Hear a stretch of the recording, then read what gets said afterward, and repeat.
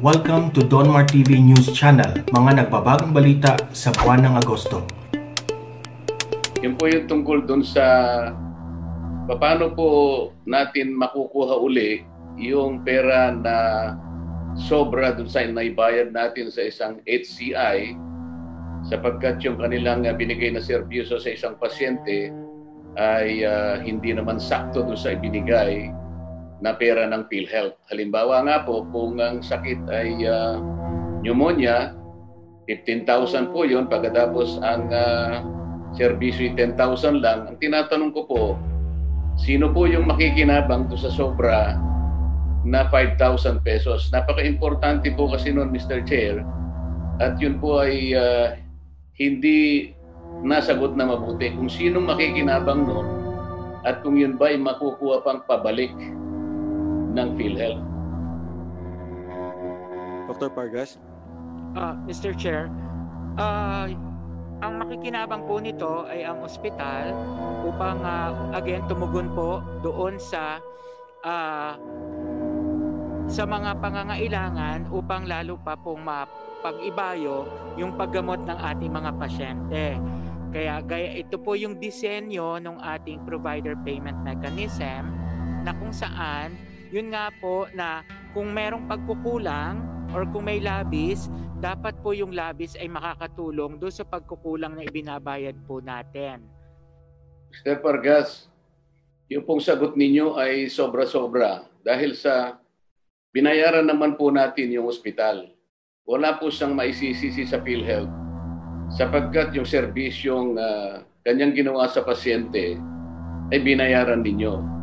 Hindi kailanman tungkulin ng PhilHealth na yung sobra na yon ay gagamitin pa rin niya para sa kanyang sariling kapakanan. Hindi natin naman alam kung paano niya gagamitin yon para sa kapakinabangan ng ibang pasyente. Sa mga tweet, gumawa po kayo ng assumption na hindi kaugnay ng inyong tungkulin. Ang tungkulin po ninyo ay alagaan po ninyo ang pera na ipinagkatiwala sa inyo ng ating mga mamamayan, particular na po yung mga miyembro ng PhilHealth. Hindi kailanman ay aayunan ninyo ang benepisyo para sa ospital. Sa mga tweet, Mr. Chair, ang sinasabi nila rito, ibinigay na lang nila na basta ganun sa ospital yung sobra na bayad sa PhilHealth. Mr. Pargas o Dr. Pargas, kung yung PhilHealth po ay isang private business na kayo po ang may-ari at ang sistema po ng ACR o yung all case rate ay inyong nabili mula dun sa negosyong nauna na kayo na po ang bagong nagmamanage at nagme-may-ari, hindi po ba nyo papalitan ang sistema niyan? Mr. Chair, sa ngayon po, yan po talaga ang ating direksyon, ang pagpapalit po sa panibagong pamaraan ng pagbabayad sa ating mga facilities at yan po ang ating pinag-aaralan sa ngayon. Pinag-aaralan po lang ninyo, Dr. Pargas? Hindi ba yan ay nagsimula kayo 2012? Yes, Mr. Chair. Dr. Pargas, nagsimulang implement ninyo yung ACR o yung all case rate 2012 pa. Ang tinatanong ko sa iyo, yung naibayad nyo ng sobra-sobra sa napakaraming na mga ospital, ngayon lamang natin nakikita sapagkat sa kanyang kabuuan ay hindi na katanggap-tanggap sapagkat parang nakita namin napakalaking kontrobersya ang ginawa ninyo. Hindi pala ninyo nasisinop ang pera na ipinagkatiwala sa inyo ng mga miyembro ng PhilHealth. At ngayon sasabihin ninyo sa amin, ngayon pa lang ninyo pag-aaralan, wala kayong karapatan na mag-manage kayo ng isang pondong katulad ng PhilHealth kung ganyan ang pangangatwiran na sinasabi ninyo sa amin. Hindi pala ninyo kayang pangalagaan ang PhilHealth funds ay ngayon nyo lang pala pag-aaralan. Mr. Chair, dito po makikita natin na napakalaki ng pagkukulang ng mga taong namamahala ng PhilHealth ngayon, lalong-lalo na po yung mga miyembro ng Execom. Hindi pala nila binabantayan ng pondo, Mr. Chair. Dr. Pargas, ikaw ba'y nakasakay ka na ng tren? Yes, Mr. Chair. Nakasakay ka na rin ng bus siguro. Halimbawa, sa buong buhay mo, nanggaling ka ng Baguio, papuntang Maynila, or vice versa. Yes, Nagawa mo na ba sumakay ng bus? Yes, Mr. Chair. Kapag ikaw ay sumakay ng bus, Dr. Pargas, kunyari nanggaling ka ng Baguio, galing ka ng Maynila, papunta ka ng Baguio, ilang beses mong makikita ang inspektor ng bus na aakyat sa bus na sinasakyan mo? Ilang beses din po, Mr. Chair. Mga kumisan, 2, 3 hanggang 4 na beses bago makarating ng Baguio ang bus, hindi ba, Dr. Pargas? Tama po. Ibig sabihin, ito transportation company lang. Ang laman ng bus siguro, Mr. Chair, 50 hanggang 60 siguro, depende sa laki ng bus. Pero tinitingnan po nila, minamanage nila, minomonitor po nila yung mga pasahero. Titingnan nila kung yung hawak nilang ticket ng kanilang ng bus ay tama ang pagkasingil ng kanilang konduktor. Hindi ba ninyo kayang gawin yung ganon, Dr. Pargas? Kung ang isang transportation company kaya niyang gawin at i-monitor ang isang simpleng bagay, kayo po, bilyon na pondo ang ipinamahala sa inyo. Wala man lang kayong pamamaraan kung paano nyo sisinupin ang pondo ng bayan. Nung po ang PhilHealth ay hindi pa PhilHealth, Mr. Chair, ito po'y Medicare pa lang. Naalala ko po, ito po'y ang kumukolekta po dyan kung private employees ang SSS po eh. Pagka naman government employees, GSIS po yata kung hindi ako nagkakamali. Tama po ba yun, Dr. Pargas? Tama po. Sa SSS po, meron po silang tinatawag na MACP. Ito po yung membership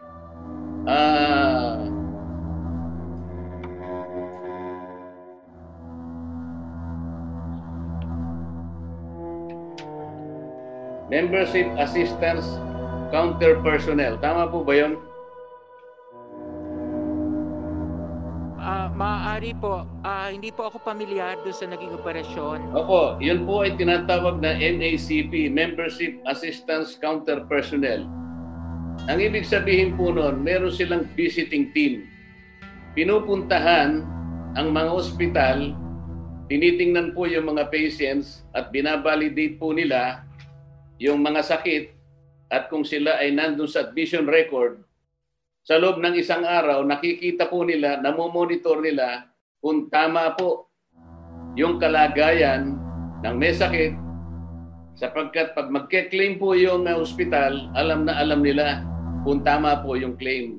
Kaya po, bawas na bawas kung hindi man wala yung mga fraudulent claims na hindi kagaya ng panahon ninyo, sapagkat wala pala kayong mga mechanism, Dr. Pargas. Ngayon nyo lang pag-aaralan at titingnan mabuti kung papalitan ninyo o hindi. Ano sa palagay po ninyo ang inyong pananagutan sa loob ng 8 taon na inyong isinulong at inaguyod yung ACR at pagkatapos, yan nga, sabi nga po nila, kaya pala nagka-hetot-hetot ang pondo ng PhilHealth nang dahil sa kagagawan ninyo. Napakalakas naman po ng loob ninyo na ngayon nyo lang sasabihin, ngayon nyo lang pag-aaralan. Nakalulungkot po ang mga pagsagot po ninyo, Dr. Pargas. Kung tanungin ko po kaya kayo ngayon, sino kaya makakasagot? Dahil po ako ay, alam ko po noong 2004, nung ako po ay maging kasapi ng Kongreso, nagsimula na po akong magbayad ng PhilHealth. Baka mas maaga pa po ron. Kung gusto ko pong malaman ilan ang naibayad ko na sa PhilHealth ngayon, masasagot po ba ninyo ako, Dr. Pargas, o kung sino man ang kasama nyo ngayon dyan? Since 2004 to date. Who's Dr. Vargas? Yes. We have our membership pero pwede po nating ma-check sa data natin. Pwede bang malaman ko ngayon kung magkano na ang naibayad ko magmula na ako ay naging congressman, Dr. Pargas? Meron po ba tayong yung pong tumatayo sa membership? Nandito po ba?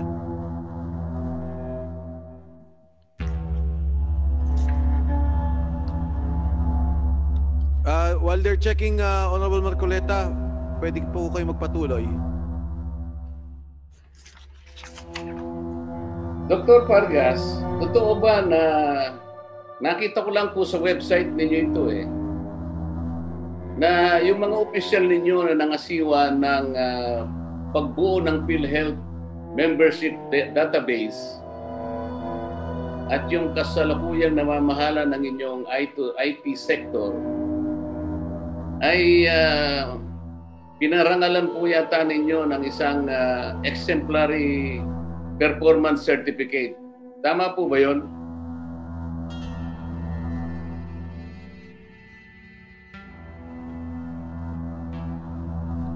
Mr. Chair, maaari ko po bang i-direct yung inyong katanungan sa aming management services sector? Sila po ang nakakaalam ng pagbibigay ng mga pagkilala sa ginagawa ng ating mga empleyado. Bakit kayo po hindi nyo nalalaman yun? Sila lang ang dapat makaalam nun? Meron po kaming tinatawag na praise. Yun po yung pagkilala sa mga na kontribusyon or nagagawa ng aming mga empleyado. Kaya nga po paiwas kayong palagi. Nasa website po ninyo, kino-confirm ko lang, yung pong gumawa ng inyong membership database ng PhilHealth at saka yung kasalukuyang namamahala ng inyong IT sector, lumilitaw po dito sa website ninyo na binigyan po nyo ng parangal for exemplary performance. Tinatanong ko lang po kung pwede nyo i-confirm. Meron po siyang award na binigay ang korporasyon.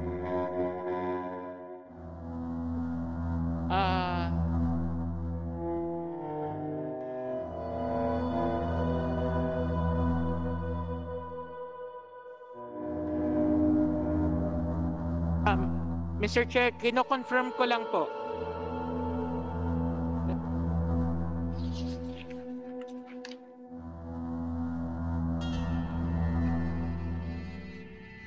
Mr. Chair? Yes, please.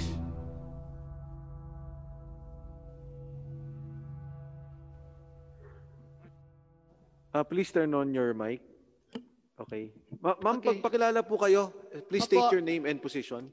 Ako po si Shirley Domingo, Dr. Shirley Domingo, Vice President ng Corporate Affairs Group.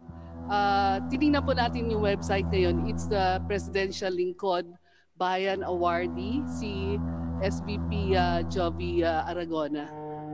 So confirm po na may ganun po. Sa makatwid, siya po ay isang awardee.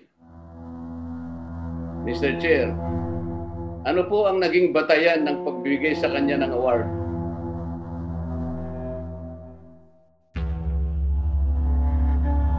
Sa civil service po ito, so may I ask SVP Aragona. SVP Aragona is recognized. Yung sa civil service kasi merong mga application. So sila yung nag-a-assess sa civil service. So nag-pass lang ng mga applications and then the civil service actually sila yung nag-select. Mr. Chair, kaya ko po tinanong yun, nakapagtataka kasi sapagkat doon sa mga naunang pagdinig natin, inamin ni President Morales na ang isa sa pinakaugat kung bakit nangyayari ang napakalaking anomalya na yan dahil nga fragmented ang kanilang database. Kaya nga po, kailangan nga raw nila na talagang i-improve nila yung kanilang information technology department. So kung ito po talaga ang pinakaugat ng problema kaya hindi masawata ang mga anomalya na yan, bakit sila pa yung nabigyan ng award, Mr. Chair? Hindi pa parang inconsistent naman ito? Pakisagot nga po ng PhilHealth yan. Sinabi po ni Mr. Morales na masasawata lang, maihinto yung anomalya na yan, yung corruption na yan, kapag ka naayos yung database at tutulungan sila na maayos yan sa pamamagitan ng isang much improved information technology system. Kung ito po talaga ang problema, bakit sila pa yung nabigyan ng award, Mr. Chair? Mr. De Jesus, you'd like to reply to that? Kung naringgan ko po ng maigi ang pagkakasabi at sagot ni SVP Aragona, ang award na po yan ay nanggaling sa Civil Service Commission at yun po ang pinanggalingan ng award. Tungkol naman po sa problema sa IT at ang relasyon ng award doon sa problema ng IT, tunay po na ang isa sa pinakamabigat na problema ng korporasyon na kasing laki ng PhilHealth ay kailangan po ng mahusay na information system para po magampanan ng mas maayos ang kanyang mandato ayon sa batas. So, bakit po inaamin ninyo bakit inaamin po ninyo dahil ganyan po ang mga anomalyang nangyayari sa inyo at hindi pa maayos ang inyong IT, talaga namang hindi dapat pang bigyan ng parangal. Parang premature naman na pinarangalan ninyo yung mga tao na hindi pa nakagagawa ng improvement sa inyong system. Kahit nasabihin pa ninyo na galing sa civil service yan, sino po bang magbibigay ng input sa civil service? Hindi ba kayo? Kayo rin naman ang panggagalingan ng batayan eh. Hindi naman siguro kukuha mula sa wala ang civil service nang hindi nyo sinupply ang information para mabigyan sila ng parangal.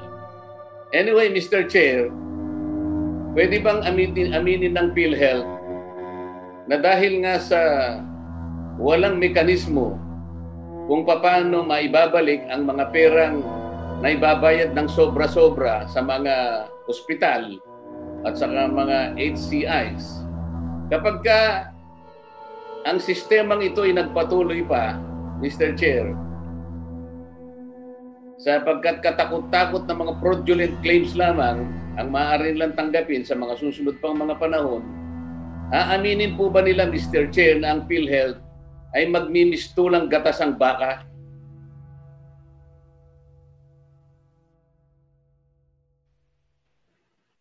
Anyone from PhilHealth may reply?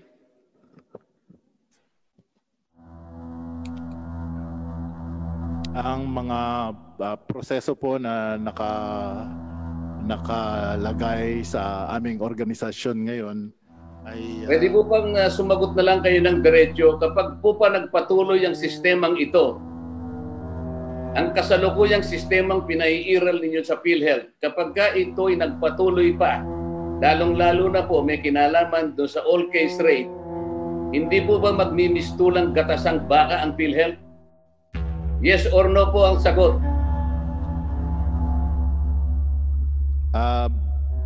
No po ang aking kasagutan dahil iyan pong sistema ng ACR ay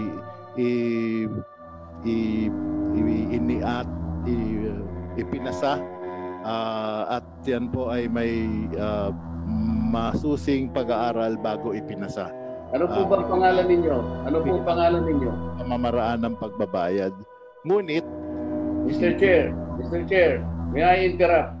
Ano po ang pangalan ng taga PhilHealth na sumasagot sa mga tanong ko? Mr. De Jesus, the Senior Vice President and Chief Executive Officer. Mr. De Jesus, napapakinggan po ba ninyo ang pinag-uusapan natin? kanina po hindi ma-justify ni Dr. Pargas kung paano natin malilikom uli pabalik sa PhilHealth yung sobra-sobrang naibabayad ninyo doon sa mga serbisyong naibigay ng ospital sa pasyente na sobra-sobra naman doon sa binayad ninyong serbisyo.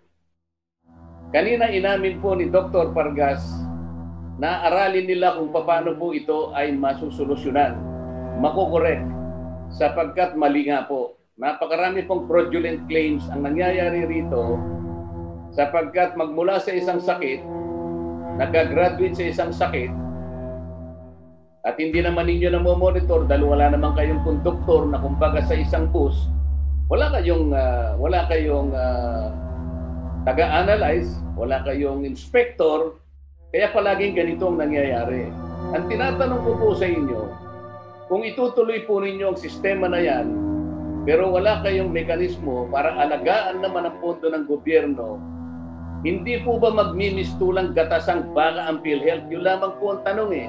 Sagutin po ninyo ng oo, hindi. Eh, nasagot po ninyo ay no.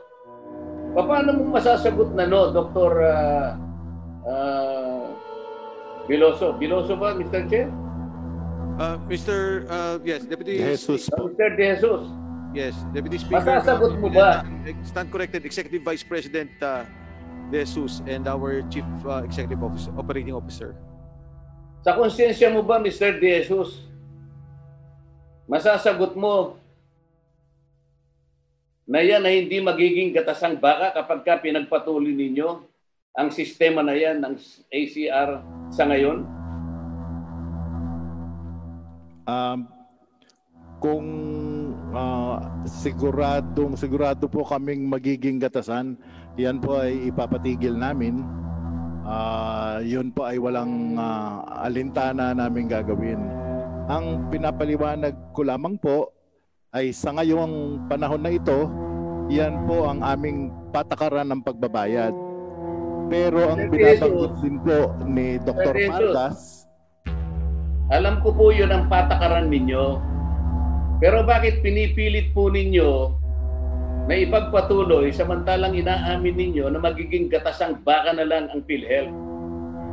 Ang tinanong ko po kay Dr. Pargas kanina, bakit ngayon nyo lang pag-aaralan yung napakaliking kamalian ng sistema na yan sapagkat nagbabayad kayo ng sobra-sobra? Mabuting-mabuti sana kung yung serbisyong ibinigay sa pasyente, tamang-tama lang sana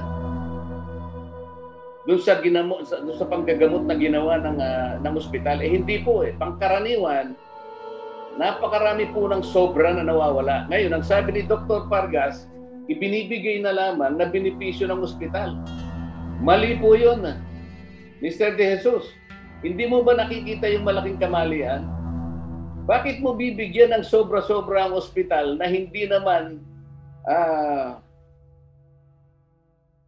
na sobra doon sa ginawa niyang paggagamot doon sa pasyenteng binayaran mo? Yan ba ay tamang pangangalaga ng pondo? Hindi po. At yan ay inamin na ni Dr. Pargas. Ito yung ulit-ulit naming tinatanong sa inyo. Sabi ni Dr. Pargas, aaralin po ninyo ngayon.